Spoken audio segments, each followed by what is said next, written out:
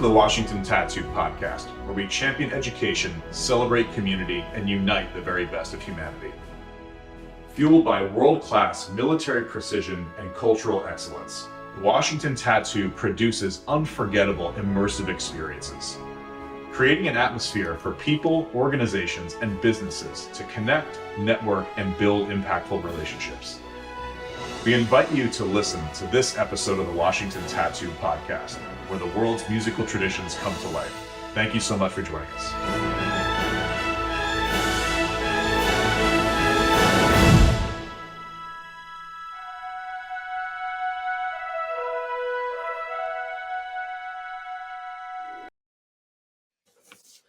Greetings and hello, everyone. This is another episode of the Washington Tattoo Podcast, and I have my co-host, partner in crime, Stu Warmington, over in the UK. Stu, how are you doing this afternoon? Great, nice to be back. It seems a while since we've done one, so it's good to get going again. I'm quite excited.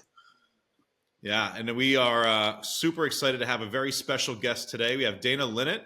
She is a Washington Tattoo board member, and she's currently the CEO of the Summit Group DC. So, Dana, thank you so much for taking the time to chat with us. Thanks for inviting me. It's awesome to be here with our own family. Awesome. Well, we will dive straight in. Okay, so this is definitely my favorite question, and I say this every podcast we do, but it's getting to know the person we're interviewing in the very first question. We found out how people got into what they're doing, and did they have any inspiration, and what inspired them. So, as a foreign service officer, what was your inspiration? Did you have family members who did something similar, or was it just, how did that route come about for yourself, and how did you get involved in the diplomacy of Scotland, of all places? Yeah, that's all by chance. Very good question. I think growing up, my dad was a DEA officer and trained in the field, and we were supposed to have been posted to Embassy Rome as one of his overseas postings, and as it happened, he slipped on the ice and we never went. Oh.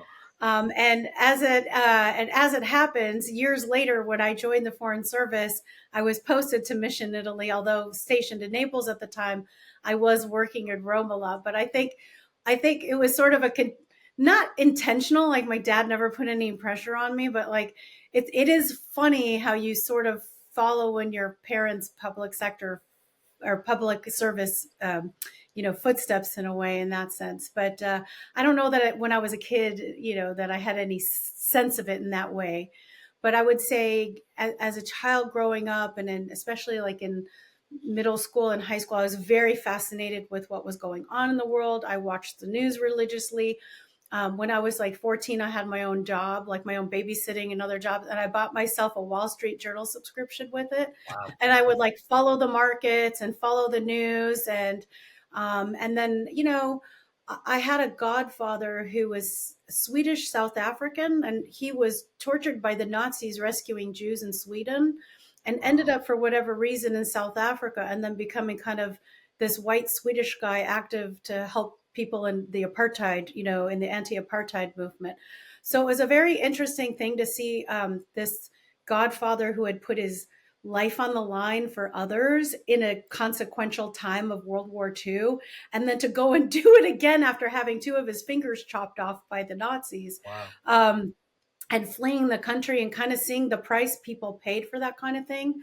Obviously, my mom's family's Jewish, and they have a different, set of considerations when it came to the Holocaust. But I think seeing these kind of figures up close and personal, and then, my grandfather and several uncles, they were either drafted or volunteered in World War II, Army, Navy, for both World War II and Korea, I should say. My Uncle Jim was drafted for Korea. And so I think I just had this combination of like a sense of what was going on in the world at the time, whether it was anti-apartheid or what the US was doing in Central America, but coupled with the sense of history of like, what happened in the past in the world, and why is it important to engage in the world?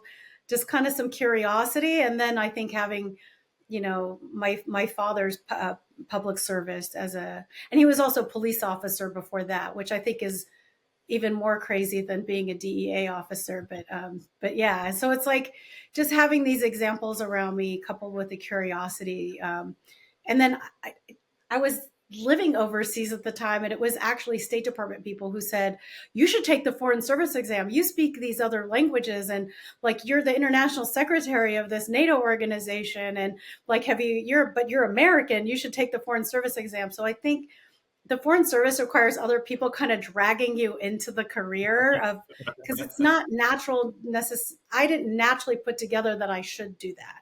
I was kind of doing diplomacy from the NGO sector, but I wasn't like at, as a front channel diplomat. So then they kind of dragged me in and changed it to make it the front channel diplomat. Anyway, so that's it. And as far as Scotland, I know this is a long-winded answer, but you asked me like 5 questions in one. So I got to Scotland by bidding on Minsk, Libya, Uzbekistan, Macedonia, Slovakia, and I can't remember, Mexico. I mean, I bid on all these other places that were really my first choices. At the same time, there's another process to be like a deputy chief of mission or a principal officer, as we call her. It's like consul general is kind of a made up thing. It's really called it's principal officer officially, but anyway, so it was like DCM and principal officers process is a separate, like 360, like all the bureaus on the 7th floor of the State Department, they're undersecretaries, and people have like a vote, and it's a whole different process. And we had 50 people who were up for it, including me, and I did not think I was going to get it because it was so competitive. It's like you can't put your eggs in that basket. A 50-to-1 shot is not real. So I was bidding on all these other things and really, really wanted them. And then we closed our embassy not closed, but we pared down our embassy in Minsk because Lukashenko threw out our ambassador. And then Libya, the woman who I would have followed, decided to extend 2 weeks into her 2-year Arabic commitment before even getting to post. So that went off the table. And then the guy in Uzbekistan, it was Macedonia. He extended the job in Uzbekistan, got pulled off the list entirely for other reasons. So like all these jobs started dwindling, and I thought I was going to be without an assignment. I didn't think I was going to get an assignment. And then they're like, congratulations, you've been selected as a principal officer for Edinburgh. And I went, anyway, so that just shows you, like, in the Foreign Service, you can't count on like anything. It's a complete serendipity. Anything can happen. And so that was kind of the lottery, I guess. That's an incredible story. So there you have my whole life story in like one nutshell. We can go now, right? All right, everybody, we're done for the day. Thanks so much. Yeah. I think it's interesting because during my time in the Army, I got to do some policy writing, and it did touch on cultural diplomacy. And I know that's something you and I feel very passionate about, and like how you can utilize music and how you can utilize arts and all of that to set the table for conversation. So during your time as the U.S. Consul General in Scotland, how did music, cultural traditions, and like that international relations, how did that affect diplomacy, and what are your thoughts on that? Yeah, I mean, I would say for every diplomatic post I've had, even some of the domestic ones, I mean, the cultural diplomacy thing is really important. Whether it was like I got to drop the puck when Syracuse University played the Estonian national team, and for the first ever game that the Syracuse team played since their plane went down over Lockerbie, Scotland, however many years ago. And it was a big deal for the Syracuse team to travel out of the country again. So that was weird that I would then return to Lockerbie later when I was in Scotland. But I mean, all these sort of musical things, we sent the, when I was working on Iran stuff at the State Department, our Undersecretary of Political Affairs, then Nick Burns, and our team sent the U.S. wrestling team to Tehran for a friendly match at a point where, I mean, this is like the mid 2000s, right? I mean, that at the time it was this kind of sports diplomacy, right? And then, so like, I think these softer types of cultural diplomacy efforts are really important. When I was in Scotland, it was fundamental. I mean, I had a budget working with my cultural affairs officer, who is fantastic, Kate Bentley. I love her forever. But, we would bring U.S. cultural acts, music, theater, dance to the Edinburgh International Festival, EIF. where, as you know, like a whole month, the city just becomes transformed into one giant performing arts center. And then, of course, the tattoo is layered all into the, the festivities until the fireworks hit, like Labor Day weekend or whenever that is. But yeah, I mean, the cultural diplomacy is so important. And whether it's in a friendly country or in a country where things are difficult, what I've discovered is human beings are human beings. And the arts is the one thing that really transcends all of politics. You can parachute yourself into the Mongolian steppe or Africa or Borneo, but weirdly, human beings make music in every single culture on earth. I defy people to find a culture on earth where people are not making music as part of that culture. It is a human thread and through line. And so you're always going to be able to relate through the arts. And to me, this is the easiest form of diplomacy in the sense that you can hate on the person, you could be pointing missiles at the other country, but you could have an adversarial relationship. But if you can sit around a table and eat or watch a performance or be moved by a performance, that's something you can share as humans that transcends all of those other problems and can help soften people's hearts in a way. So I absolutely loved it. It was something that I went all in on. I mean, I hosted parties and took the Alvin Ailey dance troupe out, drinking after their performance, to the last drop in the grass market. and did 9 tattoos, military performances of the Edinburgh, Royal Edinburgh Military Tattoo. I had 9 Royal Box guests from the US that were either flag officers or they were VIPs in some sense. And by the way, it never gets old. And you never you still cry every time that bagpiper gets up on the wall at the very end of the performance. But it's always special. And yeah, so I think it's really, really important to diplomacy. And even here, I go to the 8th and I parades at Marine Barracks, Washington, and I still get tears when Chesty comes out and they play the flag and they have their own version of the piper up on the top of the ramparts, at 8th and I. So again, these things they bring people together, they make people feel good, and they give people a platform to have a better discussion on, hey, what are we humans doing here, whether officially or unofficially? Love it. That's fantastic. No, I know exactly what you're talking about. So I got sent to Kosovo in 2000 for 6 months on military operations, but we managed to take our instruments out with us. And it was hard out there.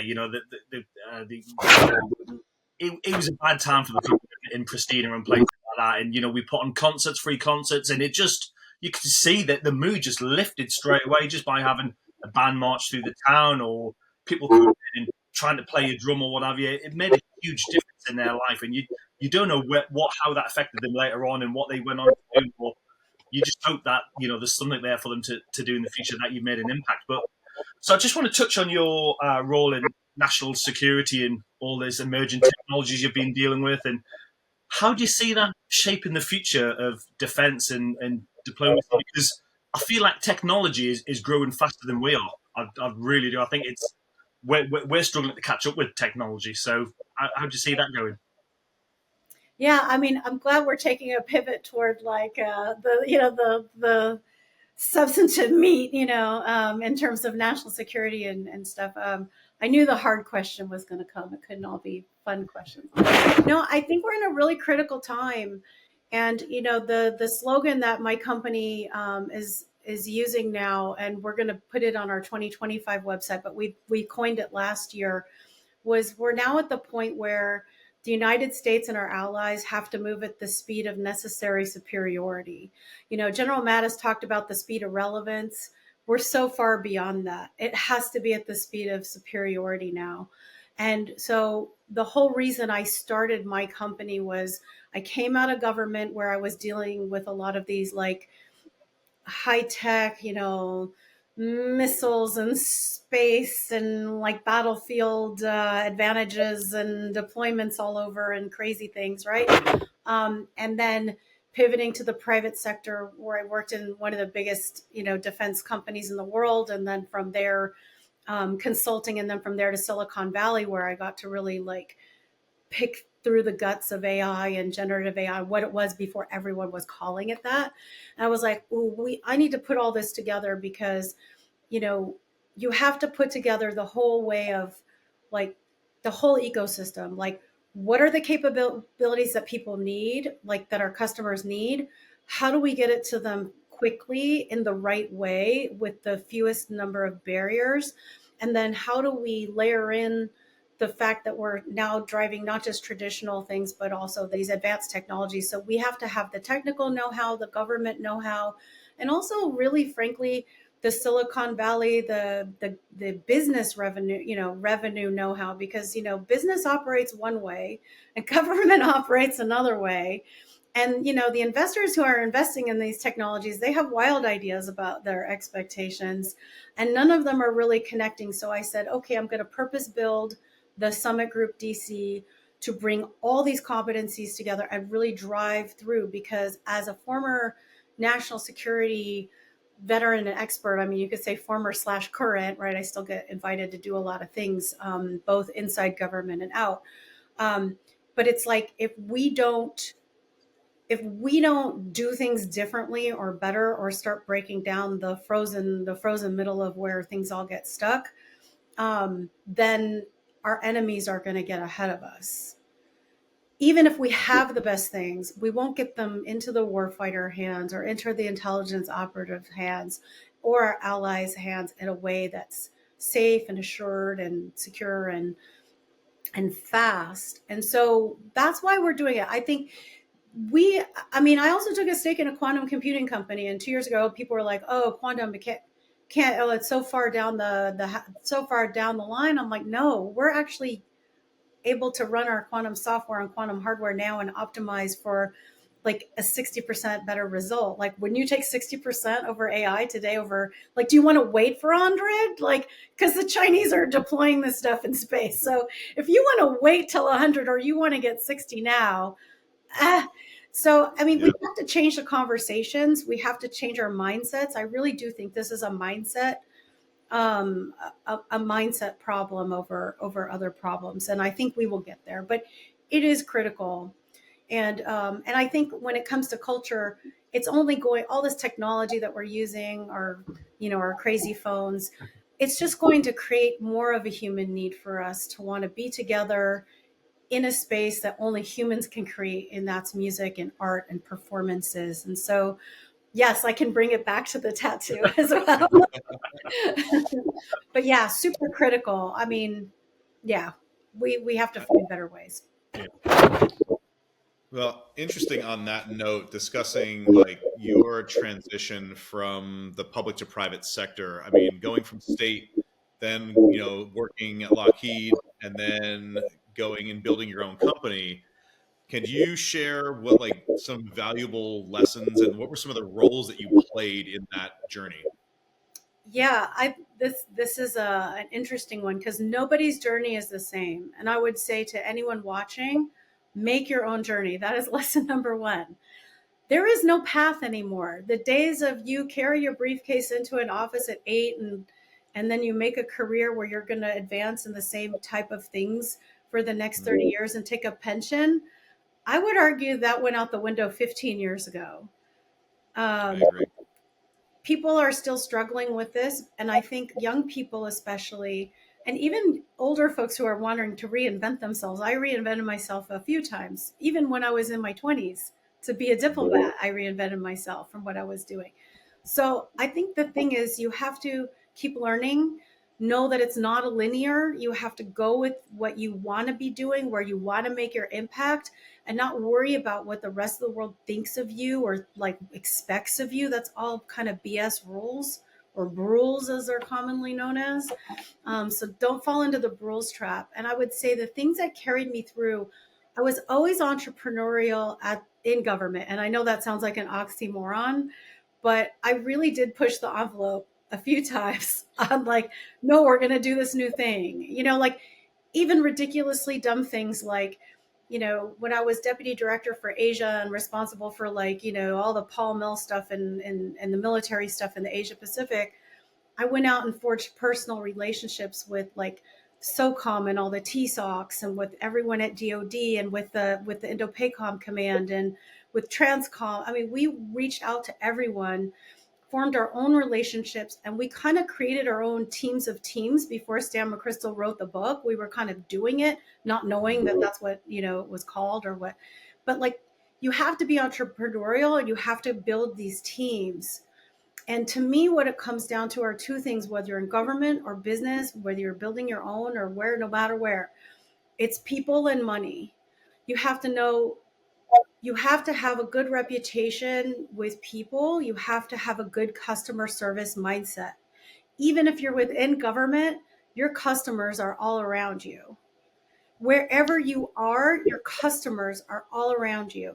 Your friend can be your customer. The person next to you can be your customer. But like, again, you're in business, you're in government, customer service. What can I do? How can I help? What extra mile can I go for you today to make this go easier for you? Oh, I see you're having some family issues. You want me to take this off of your plate? Well, you take a couple of hours. I'll go to this meeting. Like, looking out for your mates, looking out for the people around you, regardless if they're above, below, inside. Like, it's all about like treating people well, customer mindset, looking out for each other, and then knowing who is who and understanding like what perspective they're coming from, because all the blockers come from people who are afraid of what you're doing, especially when it's new. But if you take the time to explain why it benefits them or how you can work together and how they can get something that's useful out of it, or get something on their OER, their EER, it's great. Like, oh, I didn't realize this. I literally had a guy from SOCOM who sat down next to me in a meeting. They were trying to do something new. And I kept saying, look, let's talk about doing it this way, because if you try to do it your way, you're going to blow things up in a way. It's going to be unproductive. The foreign government's going to throw you out. Like, it's just not going to go well. Like, do it. Let us help make you successful. And he wasn't reading the memo or reading the room. And he sat down next to me and he kind of got his, handed to him during the meeting. And it's like me and like 20 guys from like SOCOM and like 2 State Department people next to me.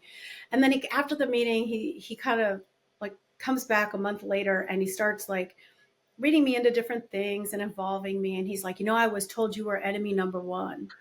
And that's why I sat next to you at the meeting. And I thought because I was a Green Beret, I was going to intimidate you. I was like, no, give me a break. I eat you guys for breakfast. Like, go. Like he just didn't know. Right. And then he became kind of a really good friend. And then when I saw what he was doing, I said, dude, what you're trying to do is this, but you're trying to batter it through this narrow lens, but you're not seeing all this other stuff. Let's go to the COCOM. Let's go to this partner. Let's go to that partner. And eventually we made it all happen. Like, again, it's about the people and the teams and where they're coming from and so on. And the other thing is the money. You have to know people's financial interests. Like, government is not going to spend money on something they don't need. Companies are not going to invest money into things they don't think are going to happen for them or to people or positions. Hopefully they will invest in the things that keep them out of jail and keep them compliant and do some due diligence. But you have to know how the money moves. Like, if you don't know how it moves or what people's financial interests are, you're not going to be good at the customer service part. I had folks in Lockheed, who were awesome folks, but they didn't maybe understand quite some of them. I mean, I'm talking the government affairs where they all came from government, right? We had 1 or 2 that they didn't have the business mindset of like, how do you get to yes? Like, this business area guy, he's not going to get his bonus. Like, if he doesn't make this sale, like, or we're not going to get this super important partner, their jet that they needed 5 years ago, or their missile that they needed 10 years ago. I mean, we're not going to help our partners and allies, and we're not going to help our teammates on the quotas and the things that they have to get done, that they are held to this account that we're not. Like, put yourself in that colleague's mindset. Like, you have to know how what they're predicating the revenue on, and that gets communicated to Wall Street, and people bet their pensions on it. Like, we have a responsibility. We must know how the money moves. We must do what we can to support that. So it's a kind of businessy thing, but like, we have to be accountable. So be accountable to people. and don't waste people's money or people's time. Like do your best to meet the financial metrics, obviously ethically, which we always did, but like, money and people, and having respect and honoring and respecting both those things, it will take you so far. And do your own thing. Yeah, I love it. So I read a book a couple of years ago. I think it was called Spin Selling. It was basically how to get the big orders. And it was the first few chapters of the book didn't mention anything about going in for the kill or anything. It was about how can you help their business and how can you make them so much better than what they are. And that's just exactly what you're talking about, helping your neighbor and helping whether it's a co-worker, a friend, a family, and, getting them to finish whatever they're planning to do or what their end goal is. How can you help them to get that? So, yeah, I totally get what you're going on about. Yeah, you have to be value added, Stuart. It's a good point. I didn't read the book. I've heard about it, and to my shame, I haven't read it. But yeah, I mean, I think right now, also with all the technology mindset, like people are looking at going lean. And so it's like, you have to add value. If you're not adding value, you're a net drag, and no one wants to pay for that. And you never take I never take my clients for granted. I always say, if you need to call me on a weekend because it's an emergency, then call me. Like, if I can do something, if I can take that meeting, if I can look at that thing for you, I know, whatever I can do to help, let me know. Like, some clients, I brought things to them that they never asked me for. They're like, here, here, here. I'm like, hey, I found a great partner for you over here, a great reseller, or a great, someone who can help you increase your book. Like, I just think, I want to put people together and I want to make them successful.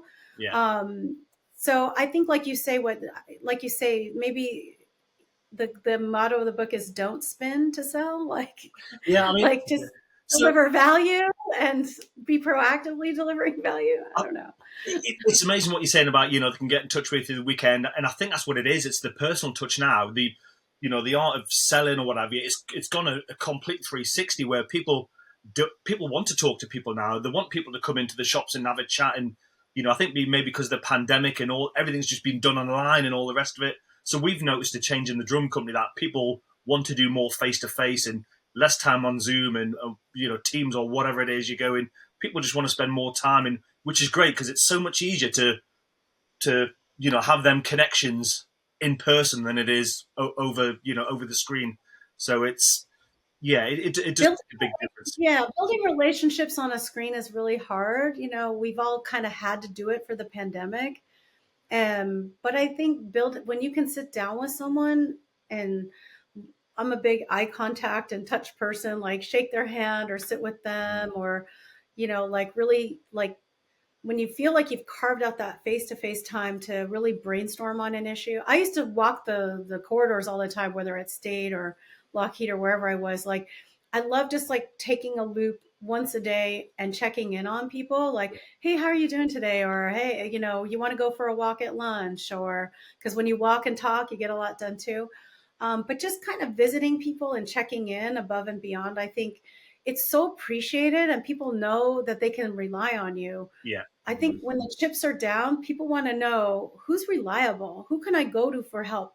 And they're going to go to people with whom they feel more comfortable, and they're going to feel more comfortable with the people that they've had a sandwich with face to face over someone that they, don't even, people are on Zoom, they don't even put on their cameras now. I always put on my camera.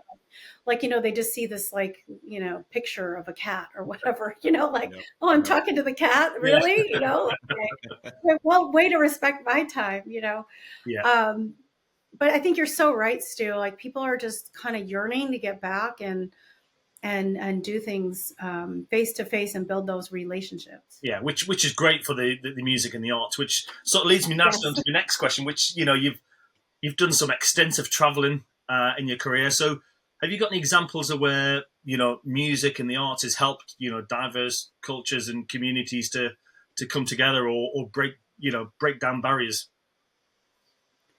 Yeah, I think just even, I look to like the Native American community. If you've ever been to the Smithsonian National Museum of the American Indian at Veterans Day and seen the performances, the honor songs and the performances, if you're not Native American, I urge you to go there next Veterans Day, 2025. Just write it in your diary or your calendar if you're British or American, and put it down and make a point. It's free to enter.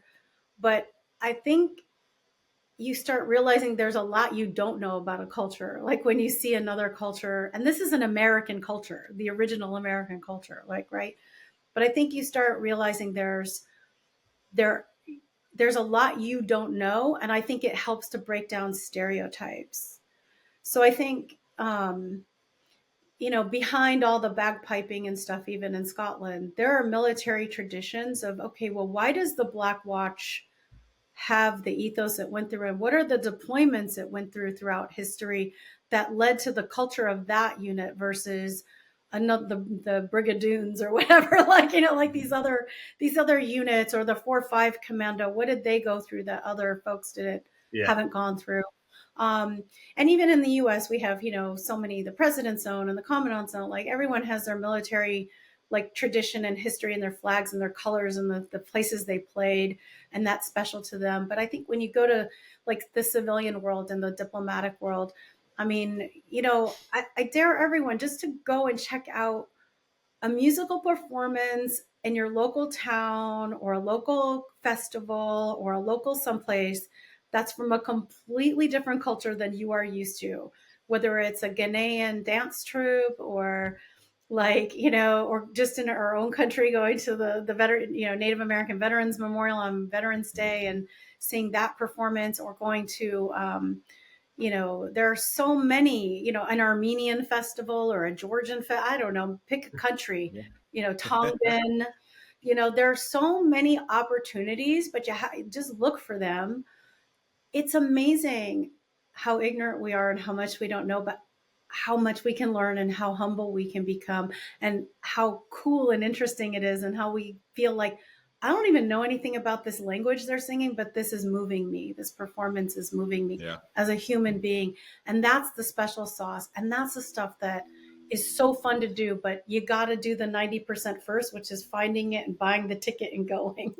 Once you're there, and you just shut the phone off and relax, Well, so I mentioned Kosovo earlier on, and we went out there and we did a drum display for, I don't even know what it was. It was some sort of celebration, and they said afterwards, which is quite unusual because we weren't allowed to stop anywhere. We normally had to go back to the barracks and back under lock and key. But they said you can stop for a couple of hours. We took our civilian uniform or civilian clothes with us.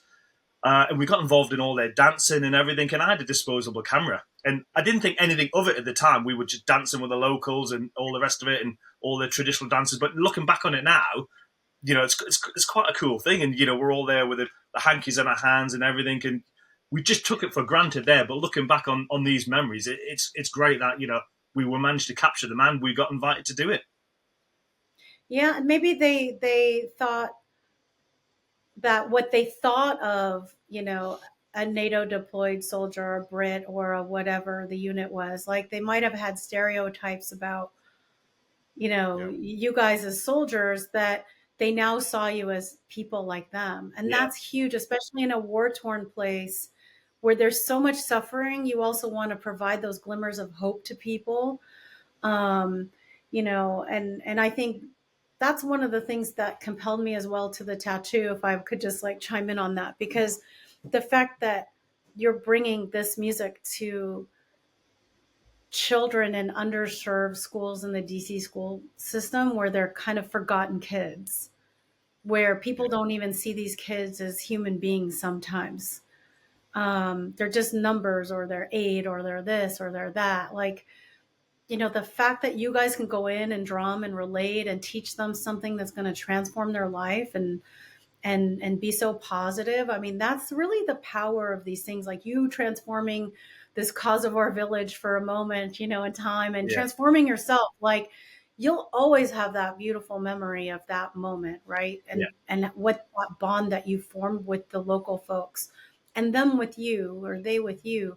And I see that with the tattoo, like people who are really hurting or suffering, or might not, who are in recovery, or who might not have a really good outlook on life for whatever reason, whether it's a little kid or a a soldier or police officer suffering from post-traumatic stress disorder, in that moment, they can feel themselves. They can feel something. They can feel they're worth it. They can feel happy Yeah. in a moment where they've never really felt happy. Yeah. Yeah, I think And this is it's interesting. so important. And this is why I love Mark and the tattoo, and why I love, Mark, what can I do? How can I get, what can we do to make this work? Because this mission, it's so important. It's a human mission. Yeah. I think this is a great segue to go into, honestly, when you frame out the questions for a podcast, you're hoping to just bring up conversation. And it's almost like, into the next question, it's more of just a conversation point. But like, we love talking about military heritage, the tattoo and what it celebrates, not just from a military perspective, but the human tradition or human traditions that exist. And when you talk about the feeling you get when you look someone in the eyes, okay, whether it's in business, whether it's in community or in education, there's that level of trust, right? And it's that, am I on Zoom? Am I in person? Like all of those things are like, they're all factors to get to a point where what's the measurement of trust? Like how deep does the trust go? And usually that is emotionally driven, right? And if I don't trust somebody and I can go back and say, I don't trust that guy, and you can list all the reasons why, or you go into it and say, man, I really trust this person, and you can list the reasons why. There are usually moments tied to a very specific experience. And what's been fantastic that you brought up to mind was this past year, we got the opportunity to go to the DCVA Medical Center, and we were at the CLC, and it's like a critical care clinic. There are 80 beds there, and it was mostly, Korean War and Vietnam era veterans that were there, Marines, Air Force, sailors. People forgot about them. Like society's completely forgotten about these. And you're 100% right. It was one of the most depressing places I've actually ever visited. And what the staff there is amazing, trying to just keep them in the game, lift up their quality of life, see them thrive in some aspect. And so Dr. Bob Roach and I, we went down there and we, got a cajon and a ukulele and we just started playing for them. And we were doing, 50s, 60s, and 70s tunes that they could sing along to and all of that. And you could see most of them are in wheelchairs, completely checked out. And you can see the eyes light up again. And then their hands start to tap. Their feet start to tap. Yeah. One of them struggled to get out of the wheelchair and started kind of dancing a little bit. And it was like the day you take off a uniform to the day you die, you're still a veteran. And we have an ethos that we have to keep, and we have to make sure that we keep these people, honor them, thank them for what they've done. They've given us what we have today. And one of the coolest things was when we left that space, an Air Force vet like grabbed my hand, like pulled me in real close. And he looked at me and he's like, "You guys are great. No one ever comes back to see us. Will I see you again?" And like, we have to go back. And so now we're planning those visits to honor that. And I think, having you as someone to rely on your experience and everything that you've done, culturally and through the foreign service and all the interactions you've had with service folks. Oh, tons. I mean, it's you're definitely helping us build this dream team here, and like that's been phenomenal to help like those folks, but to get your perspective on how we can do it differently, do it better, different types of people. The Native American population is so patriotic when it comes to serving their land because this is their land. They believe that this, if you're a part of the land, they serve in a higher proportion per capita than many other demographics in the States. Wow. And they've been in every single war. Incredible. And got like very little recognition for it. And then they go back and have to suffer like not even having clean water as a thank you, so yeah. So I think there's a lot of great, well, and I think that's part of it too, is that platform to give folks a voice and, give them opportunity to be seen and heard and be part of the solution. And music is such an easy way to do it. And it's just exciting. But that was my question to you at that point. I mean, we kind of just been chatting about it, but like, taking tradition and history and then trying to do something with it in the modern time. Like, you've shared so many stories about hosting folks in the Royal Gallery and Oh my work God. with David Alfrey, and like, it's fun to be in this community. But like, are there specific moments that come to mind where you're like, all right, this is tradition, but this is today. This old thing is now today. I mean, are you talking about music in particular, or? I don't think it needs to be. I think just tradition, period. And I think, like, if you could even walk us through what does that Native American service look like on Veterans Day at the museum? Like, what happens there? I mean, I think what strikes you is how they adapt like their Air Force logo around a traditional dress, Hmm. like native dress. We were lucky when I went a few years ago with my daughter, Thomas Begay, who's like one of the last two code talkers alive on earth, Wow. Navajo cart. He was there. At the time he was walking on his own 2 feet. Now I think he needs assistance in mobility. But you know, they have their traditional, they have their badge hanging from their traditional neck jewelry that they have made. They have their U.S. Air Force logo embroidered on a jacket that they make with their traditional dresses. The women have a very strong presence, very strong presence. Um, the way that they honor themselves in their service with particular, because that's anchored in another kind of complex history, right? And Mhm. so, Yeah. there's a lot of duality there, a lot of sensitivity, but just seeing how there's just a huge, it's done in a cultural way that is, and I will not profess to be the expert, even though I do belong to the Kuya tribe in California, but there is but I don't profess to be like, the most native person of all native people. But I mean, I think just seeing that cultural overlay, it's so colorful, it's so celebratory. The sounds, the languages, there are different languages. Navajo language is not the same as Choctaw language. It's not the same as, other types of native languages. So, um, everybody's got their own, their own lyrics, if you will. Yeah. And, Yeah. and so hearing the different languages and how that is manifested in the body language and dance and music, and what the meaning is behind that, if you're lucky to have someone interpreting for you. But just to experience it, it's so different than if you went to the tattoo, like where it's like very Yeah. bagpipe, very regimented. Yeah. You know what you're getting. Or if you go to an eighth and I, they start out with this and then they do that, and then Chesty comes out, and then they pull the cannon at the end, and then the flag goes down, and like there's like a whole thing, and you know what to expect, right? But like Yeah. there, I think it's it's what they're honoring that in that performance or in that celebration. And some of it's more loose. It's like people walking around and taking photos and answering questions and so on. And I don't think it's the same every year. So we all have to go back. Yeah. Um, make a field trip. But what you said about the Vietnam and Korean Veterans Ward, that's why we do this, right? Like Mhm. these forgotten kids or the forgotten soldiers or people who went before that feel like why are they bothering? They have to have a reason to feel their own joy again.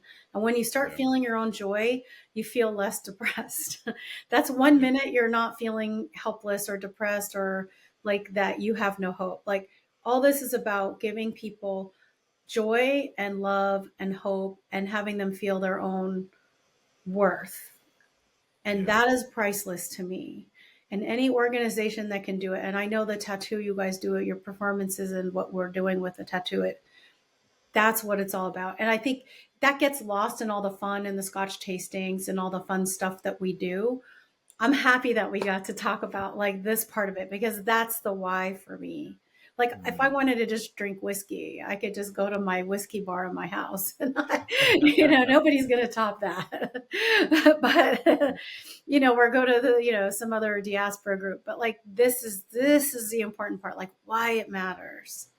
I love it. Yeah. I love it. So, Fantastic. it's interesting you talk about the Korean and the Vietnam vets and how they're all forgotten about, and we're talking about the technology, the music, the arts, and all the rest of it. So the Royal Marines hold their annual concert, the Royal Albert Hall, every 3 performances every March, April, depending on the year.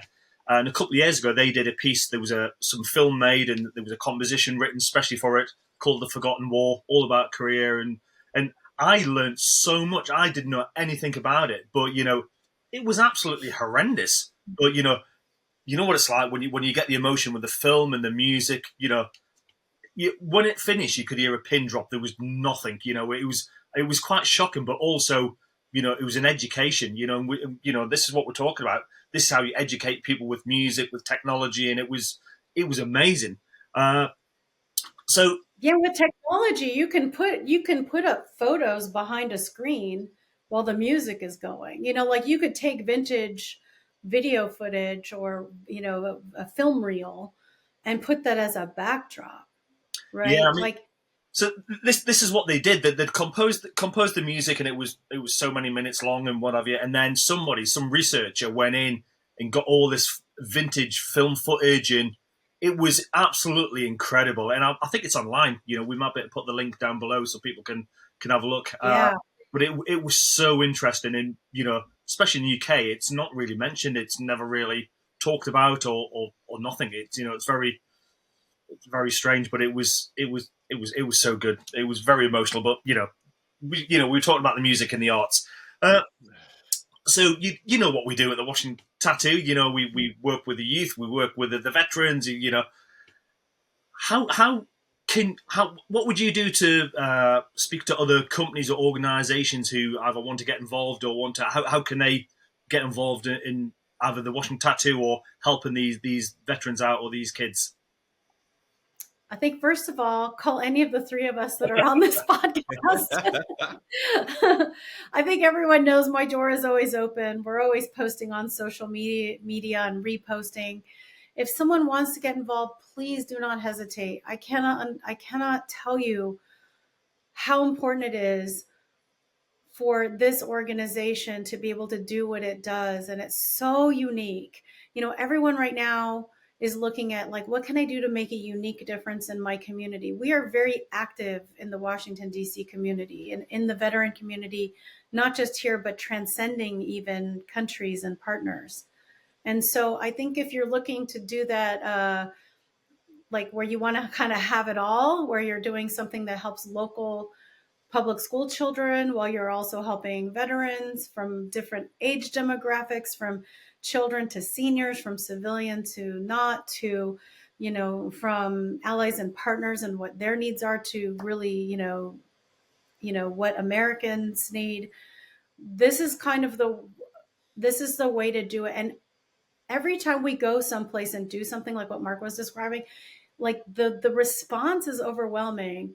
If you want to help people feel their self-worth and make a positive impact in 1 second, like it's an easy thing. So call me, call Mark, look us up on LinkedIn, send us a message if you don't know us already or have our coordinates, but or get in touch with the tattoo, and I think Mark can drop the link. But this is an easy thing, and it's not like, and it doesn't have to be this astronomical number. It can be. We would love that, obviously. We're not saying no. But for a very low barrier of entry, you can really change people's lives and give them something hopeful and joyful, and having them feel that for themselves. And it's just such a great mission. And you mentioned Korea. So I went to the DMZ. No. And I did. Again, when I was doing Asia stuff, I went to U.S. Forces Korea a couple times and to Seoul. And then, of course, I did my USO field trip out to the, Joint Security Area. And the Army is in charge of that, Wow. making sure we don't defect to North Korea.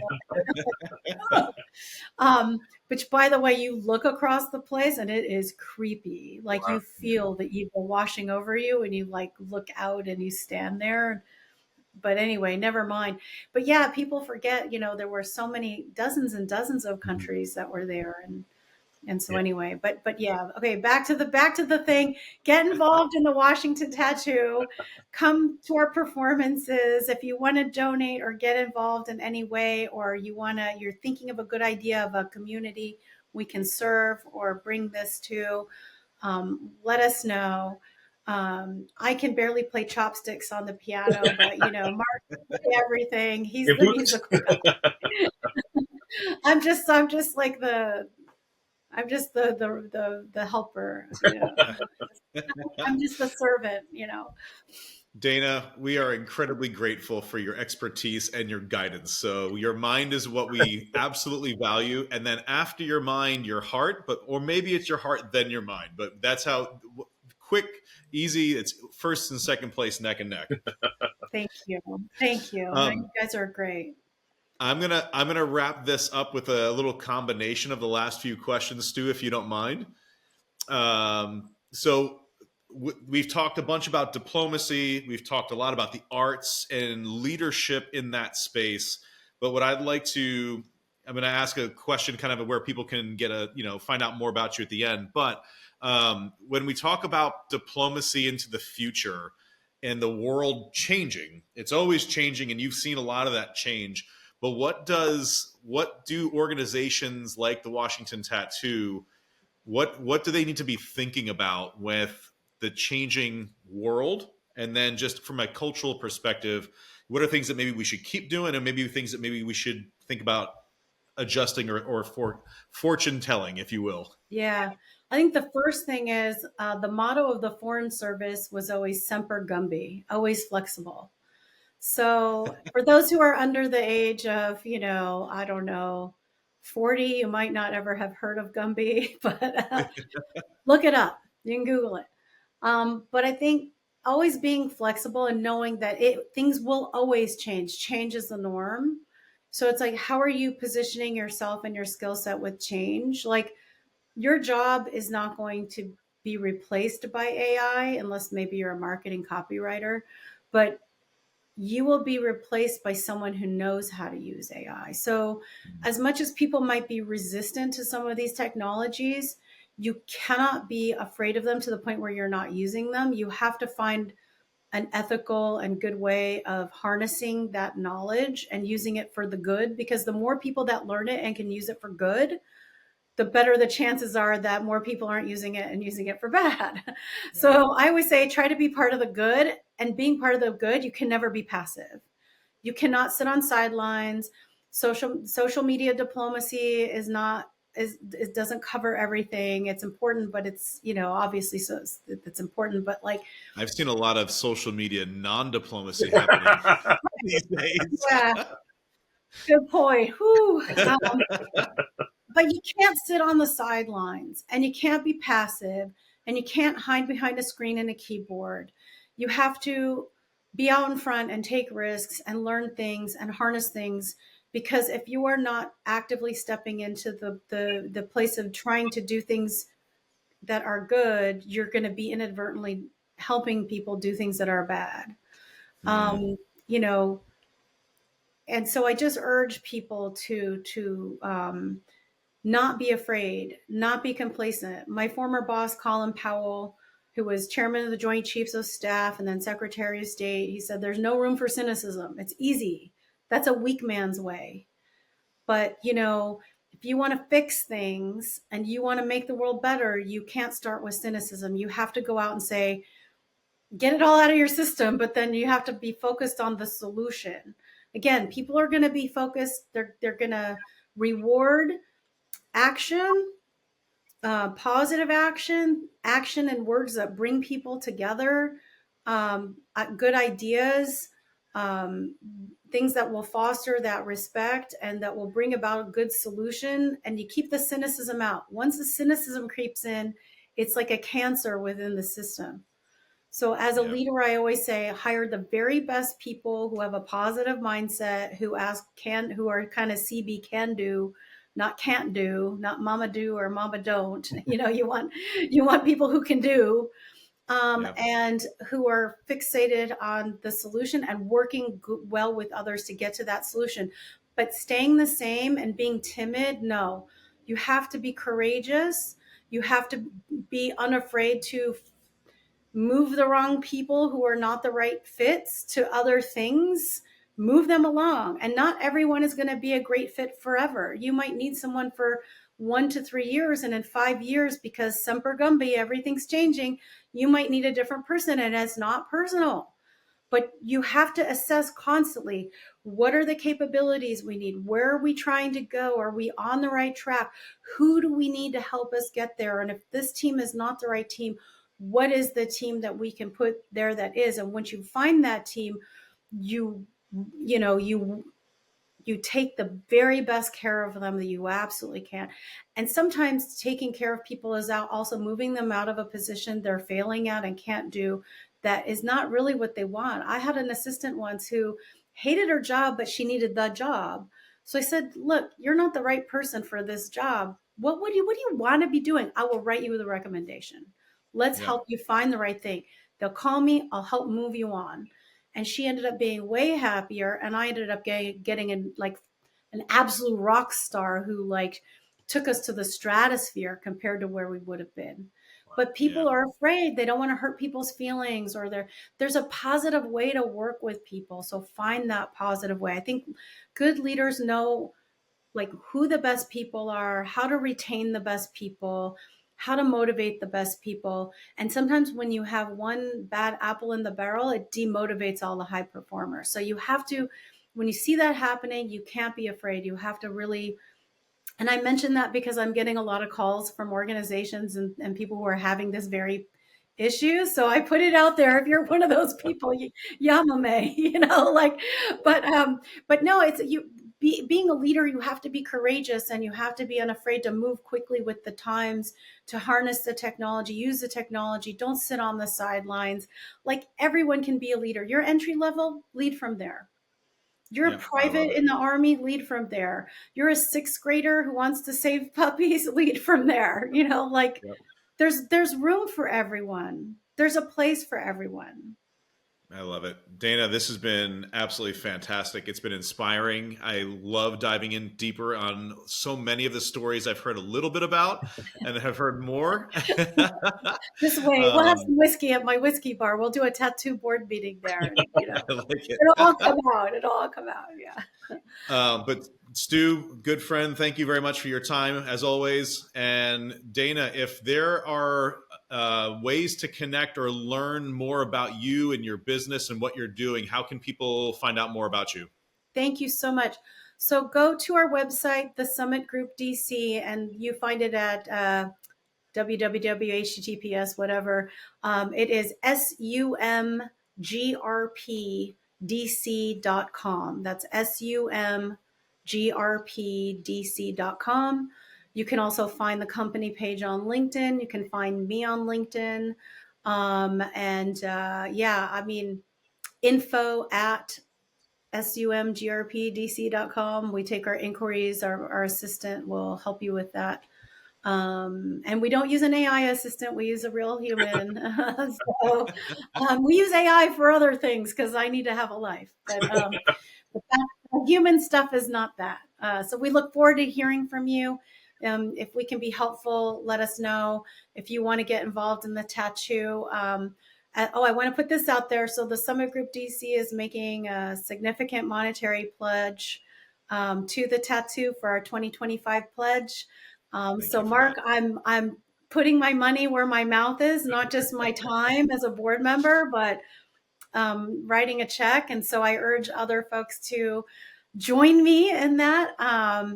Because I think it is really important. So, and I know you'll do good things with it. So thank you. And thank you for having me. It's always great. It's always great to see you, Stu. That's great. And this is the good thing about the podcast. Everybody's different, and we get to learn about people and what they do, and more importantly, where they've been and how they got there. And everyone's been different, and it's been great. This has been very interesting and very educational. Fun. Yeah. Thank you. Thanks for having me. We are honored to have you. We're honored to have you as a board member, but most importantly, we're honored to have you as a friend and a visionary for what we're doing. Because I think when you put great minds together, we really do move the needle. And you have been an incredible asset for us. And we are honored and humbled to have you. Thank you so much. It's my honor to serve the tattoo and to all the people we serve who have served us. So, I'm the one thanking you for giving me the opportunity and inviting me in, making me a part of your team. And you're just doing an amazing job building such a great team of men and women who are really making a difference. So with that, I wish you all happy holidays. Thank you. Happy holidays for sure. And if anyone is interested in learning more about the Washington Tattoo or joining our community, you can find us at www.thewashingtontattoo.com. We also have a robust YouTube channel with lots of podcasts and information. We'll be having our show coming up on March 29th at Lisner Auditorium. We hope to see you there. All right, everyone. Have a great day. Thanks so much. Okay. Bye. We want to share a great opportunity with you to get your business name out to our listeners.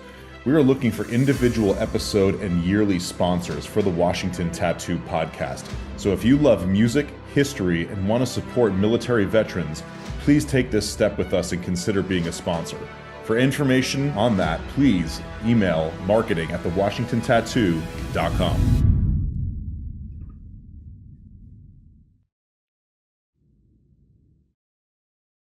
This message is from the U.S. Department of Veterans Affairs.